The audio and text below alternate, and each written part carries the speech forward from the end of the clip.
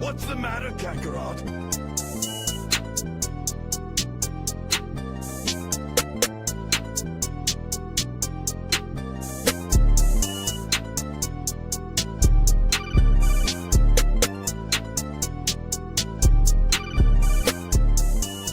Good morning, everyone, and welcome to another Sunday service with the Blerd Church of Anime.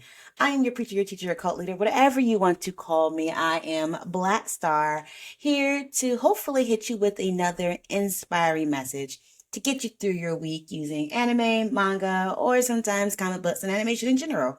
You know, we're pretty loosey-goosey here at the Blerd Church because you can be a black nerd about nearly anything, so that's what I'm going to say. I do want to say that February has started with a bang. So much is happening. I am stretched pretty thin, and boy, the lesson I want to talk about today is really because of how I am feeling inside. So I hope it gets with y'all. I will say I have so much on my plate for this week coming up. I did a lot last week, but I had fun too. Got to see friends, got to do things. But there's just when there's so much stacking up, it can feel like a lot. But it's not too bad. It wasn't bad things at all. And I'm hoping that you also had a terrific week, whether it was super busy or kind of low key and chill. We need some chill weeks sometimes. I don't think I'm gonna get that in February at all. But I'm hoping that you had some chill weeks, and I'm hoping that you have productive weeks. And if last week wasn't a good week for you, then you know what we always say. F last week, this week will be better. As I mentioned last week, in our first Sunday episode, we will be at BlerdCon in Crystal City in Virginia/DC. We will be doing our testimony service during our regular Sunday morning anime worship service. I hope to see y'all there. That's March 4th through 6th is all of BlerdCon, but we will be. Is it 6th? Is it 8th? Look, 6th through 8th. Sorry, March 6th through 8th. I'm going to just put the flyer up here. Y'all can look at the flyer. March 8th, that Sunday, will be when we have our session at 9 a.m. Come out, come out, come out if you're part of BlerdCon. If you plan on being there, love to see you live. And actually, the message I'm going to give today is one I've given at BlerdCon. But again, it really hurt. It really touches my heart in these times of just super busyness, a lot of things that has to get done. So I'm hoping you will forgive me for a repeat if you've already heard this one, but it hasn't been locked down. Like I haven't had it recorded, which is given live to the audiences, to the worshipers that were there that Sunday. But I'm somebody who I don't struggle with a lot of anxiety. I am somebody who tends to be pretty optimistic, realist about a lot of things. But I am also somebody, if a lot of friends might tell you, well, I will take on so much. I try to do everything. I put so much on my plate. I'm just never Mr. Never Sit Still is definitely my claim to fame among my friends and my therapist. And sometimes I look back and I'm like, or looking forward, like, oh my gosh, there is so much to be done, so much I have to do. And then I start feeling overwhelmed and I can get anxious. I don't think you have to struggle with anxiety to get anxious. I think a lot of us feel some type of way, feel anxious when we are thinking about a lot of things that are happening all at the same time. There's a couple of things I do when I am feeling super duper anxious. One of them is Steven Universe, which I have said before is therapy. I remember my first semester in grad school, in divinity school, my first midterm, they let us listen to music, and I just had Here Comes a Thought, like that song on repeat. It's like, you're okay, you're okay, you're okay. Just breathe, like, oh, just to kind of like mellow me out. Because I knew the material I had studied, but I'd not been in school for a while. I was just so worried about like how was I going to fail my first midterm type of thing. And then something else that I have loved and has been an inspiration to me for decades comes from a little shoujo. Maybe you've heard of it. It's called Fruits Baskets. All right, Fruits Basket Boy, one of the first manga series I collected in its entirety, not the very first one, but one of the first ones. been a big fan of Fruits Basket since the early 2000s, with getting the manga, watching the first version of the anime. But let me tell you how excited I was when I heard that they were doing the remake in the 2010s and that they were going to stick to the manga and get all the way through. Like, don't get me wrong, the first Fruits Basket is a gem, but but to be able to not change some things in the manga and be able to see it come up, and like I love the second half of that manga. I really, really do. And I really wish Karen Kane had gotten that treatment. But I will take it from Fruits Basket. And there was always pretty early on this scene in Fruits Basket that I like to think of and remind myself whenever I start to get super anxious about everything that's in front of me. Now, when I first did this message at BlerdCon, there was no anime version of this. I had to pull up the screenshots from the manga, and now I'm redoing it because we have an animated version of it. You can go see it. What I'm talking about is actually, I think, chapter 43 in volume 6 of Fruits Basket. Also, season 2, episode 1 of the new anime. And let me tell you, Fruits Basket, the anime, halfway got me through COVID. Like, it's in 2020. I was just watching Fruits Basket over and over again to be like, oh, I need something. And I could talk for hours on Fruits Baskets and all the different traumas and ways that people have overcome. Like, I think it feels like a whole Bible study just to go through the members of the Soma family and the Zodiac, and not just what's wrong with them, but what's right with them and how they overcome a lot. I have so many favorites within the Fruit Basket character list, especially the Zodiac members. I know that some people have heard me before, but I am not a Toru girl. I am not a fan of Toru as a character. She's a little, it's a lot. But I am a fan of her friends. I am a fan of Kyo. I'm a fan of Kagura. I am a fan of Rin. I'm a fan of Hatsuharu. I love me some Momiji. Like, there is so many of the Zodiac that I truly, truly, truly think we could dive deep into. But I'm getting completely off topic. Again, we're talking about Volume 6, Chapter 43, Episode 2, Season 1. I think the episode is titled, like, what is it? Eat somen with your friends. That's what it is. Eat those cold noodles with your friends. I'm here for it. But we're still talking about Fruits Basket. So we get to a point where both in the manga and the anime, and it's not direct because they did some creative licensing or some moving around of things in the anime to squeeze everything in. Where it's the summertime, Toru has effectively been living with Shigure and Kyo and Yuki. I always forget about Yuki because he is one of my least favorites. Don't come for me in the comments, y'all. This is my opinion. I don't hate him. He's just a lot. I was never team Toru and Yuki. But anyway, so she's been living with them for a little while. They're at the summer part of the semester.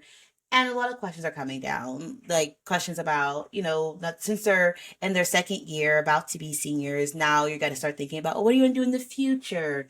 And Toru hasn't had this most steadiest upbringing. She's kind of orphaned at this point, was living in a tent. She now knows about the Soma curse. She is kind of dedicated to helping to break it. She knows about Kyo's cat curse. She's trying to like figure out how to break it. She just feels like she has so much on her shoulder. And she's the kindest of people, which is why, she is fabled shoujo hero, but she's not always the craftiest or smartest of heroines. And so when she starts overthinking things, she tends to overheat like she's a car. They just, going around in circles, which I think most of us at some point, I'm not, no throwing shade to Toru on this. I think a lot of us feel that way where you start really like seeing the immense future of things coming up and the decisions you have to make. We can all start to feel a little anxious, which is very fair. I think all of us has felt anxious with the sheer amount of responsibilities and things that we think we have to do. So after she like starts to to freak out a little bit. Shigure, and one of his best moments comes in and he sees Toru in tears, effectively like unable to calm down. And he says some of the coldest lines. He was like, okay, if thinking makes you, this is strictly a Toru, if thinking makes you, anxious, just don't think about it. And I'm like, my dude, we have to think about it. We have to plan. Like, there's so much in front of it. We will be more organized if we planned and do the things. And then he moves on. He's like, okay, let's say you have this big load of laundry, huge, and there is no washing machine, no dryer. You have to wash it all by hand. And you look at this mountain and you feel overwhelmed. Like, will I be able to clean everything? He's like, well, instead of looking at the big picture, just start with what's at your feet. Wash what is at your feet. And eventually, as you go through and just watch each piece of linen, each piece of clothing, whatever it is at your feet, you'll eventually get through the entire thing. You'll get through the whole laundry and you won't even sometimes notice it. And let me tell you, life changing for high school me, life changing for now me. When I think about like to just simply sit there and wash what's at your feet. Sometimes the worst thing we do is catastrophize and then looking towards the future and seeing everything coming at us, we feel like we are at a standstill. And that's not to say that like the future is scary or anything, but like it's like looking at an avalanche coming at you. Yeah, you should run, but you kind of like mystified at this giant snowball of things coming at you, and you feel like, well, maybe there is no way to run. There's no way I can outrun it. Looking at a giant problem, looking at something you're like, I can never climb it or surmount it or surpass it, it can bring up a lot of negative emotions in you. And it's not even that these are things you don't want to do. They're not even things that you don't think you want to think about. It's just the immensity of it. Like Tori has to think about her future, what she's going to do when she graduates. And she doesn't really have any prospects of really going to college or university. Her friends think she just gets married and be a housewife. That's what Tori's good for. But she's still thinking about like the futures of the some family of Yuki, of Kyo, what it's gonna like. She knows that Kyo's gonna be locked up after graduation unless she can break this curse. So it's not just about her, she's just looking at a bigger picture. And I am a big picture type of person. I love being able to see into the future and be like, okay, these are how all things are going to lay out. But then I also am a very realistic person to know, like, well, you need to get the details right too. And I think that's where the avalanche starts to really feel real. There's like all these details of things that I have to do to get to that final piece of like surmounting that mountain, of climbing the Everest that is in front of me. And when Segura says, just clean what's in front of you, it is take each thing as it comes. Like, yes, we want to plan for the future. Yes, want to be organized, but there is a point that when you're so overwhelmed, you just need to do the first thing that's in front of you. What is the first thing that has to get done? All right. What is your timeline? Do I need to like fill this thing out? Because I need to get that done by tomorrow. So why not just focus on that? And if I keep focusing on the next thing that comes down, if I have timelines, if I have due dates, then eventually I will get everything done. I just need to make sure I know what my due dates are, right? I think people who've been in college or in school and studying, you think about your finals week and like everything is due, all of your classes, finals and papers and things are right there at that nature too. A really good strategy is to list out when everything is. When is this paper due versus that paper versus this final versus this test versus whatever. And then a lot of times I had to do this. I just focused on the first thing that was happening. Well, sometimes I do get off the reservation and like decide I'm going to focus on the thing I like, the paper I like the most. But at the end of the day, I know that I had to like put my focus on just like really like blinders on and saying, I'm going to work on the thing that I know is due first. I need to study for the test I know is happening. And I mean, you can, maneuver priorities. Maybe you study a little bit more or earlier for the class that you have had the most trouble in, or you don't remember the most things, or you have the most material. That's well and good. That's part of the organizing planning. But if you're truly overwhelmed, sometimes it's picking up the thing that is due first is the way to go until you feel like you're at a manageable state. I do this a lot because not just for work, things, and I have like so many projects coming at me. But in my personal life, I want to go perform here, do this thing, hang with these friends, plan for this, got this trip, need to save for that. I need to be doing my side hustles to save for this. And it feels I could put my whole calendar on a board in my phone and look at it. And then I think, when do I have time to accurately like do the things to make sure these performances, these travel plans, these things actually happen? I don't. So I think, okay, well, what's coming up first? What can I do? That's a 5 minute task. That's a 10-minute task. That'll take me an hour. And of course, I still keep dropping stuff on me because that's what I do. Again, Mr. Never Sit Down. Um, but a lot of times, as I put more things on my plate, I eat and nibble at the other stuff at it. I think what Shigure says in this moment, like, okay, the odds seemed insurmountable. This is an exceedingly difficult task. But if you start doing what you can actually do, what is right there next to you, and just move around it, is it the most efficient way to do things? Maybe not. Again, love to plan. Will it save you the most time if you do it this way? Maybe not. Maybe it makes more sense to like get all the socks together, and you spend time like organizing and you like. But at some point, again, with that anxiety coming, that anxiousness over the sheer amount of work to have to be done, the sheer amount of things you have to think about, the planning is crippling. The stopping and thinking about it is crippling. But when you just start to do it, there are times when you really think about, oh, okay, I'm seeing a pattern in how I do things. So maybe I am washing what's right in front of me, but now I realize that the sheets are taking me so much longer. I will just, push the sheets to the sides as I keep washing the socks. And if I keep doing that, then eventually I'll have nothing but sheets and I could probably do them all together. Like as you start moving through it, again, maybe not the most efficient, maybe not the most effective, but you start making plans as you go along and you notice things. And at that point, you've actually got something accomplished. You're seeing that you can do it too. So I live a lot by this. Where yes, life would be so much better if I was more organized, if I had that planner out, if I stuck to the plans that I said. But sometimes it's me really just taking that first step to get something done. It's me sitting down to write a sermon. So that way I know what I'm talking about this week. It's me sitting down to record the sermon. So that way it is there. It's me sitting down to edit and add the videos and all the things. I could do that all in one go, but sometimes like when I don't have enough time, it is like, okay, how can I break this up while also doing things like cleaning my apartment, washing clothes, working on this thing for work, getting this thing together, ordering this thing I need for this performance. It's all wrapped up into a million pieces and it's working because I am not crippled by inaction because I am staring ahead at the abyss of all the things I have to do. Instead, I am actively moving forward to do it. Do I get tripped up sometimes? Certainly. But I don't think I've ever regretted just trying to start where I'm at and do that little piece. So I do challenge you today. If you're feeling overwhelmed by anything, whether it's what you have to do in your life, your tasks, your projects, your schoolwork, or overwhelmed by all the things that are happening in this world, in your environments, in your community, start with the little things you can do first.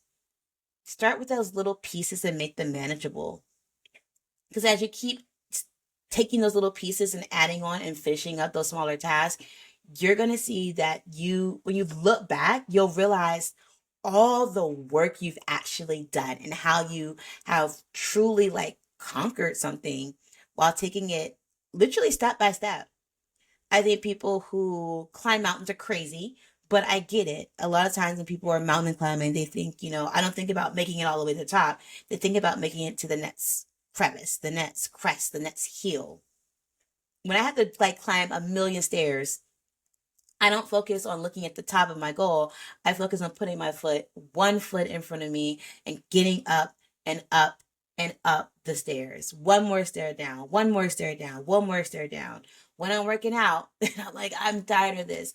I think about, okay, I'm going to do it for one more minute and one more minute and one more minute. And the next thing you know, I've done it for the 20 minutes I'm supposed to do. I love a good countdown. And I've done a lot of that in January was the working out thing, which I sucks. I hate it. But I think it's a really good lesson, life lesson to get through really hard times and really frustrating times and times again that can make you so anxious that you feel like you can't do anything because you can. You can start with the low hanging fruit, the things right in front of you. Like Shigure says, just wash what's in front of you. I'm going to end on that note. I am, again, going to be at BlerdCon. Hope to see you there. Um, Interact, like put some comments down. Let me know, like, does it work for you when you feel paralyzed by indecision when you have so much going on that you just focus on working on one little thing? I know a little bit of some of my ADHD brain is like, I gotta do a little here, then a little there. Do I finish all the things? No. I have to remember to come back to it later on. But it does feel like I actually started something. I did wash half the dishes at least, not so now the pile doesn't look as big. And I started vacuuming. And I did at least a load of laundry, right? As it like piles up, doing a little bit in a little ways does make me feel better that like I'm accomplishing something. But yeah, I'm just saying, I'm rambling at this point. But yeah, Fruits Basket, if you haven't watched the anime, read the manga, especially if you're a JoJo fan, I highly recommend it. Like all the drama, all the love triangles, all the things.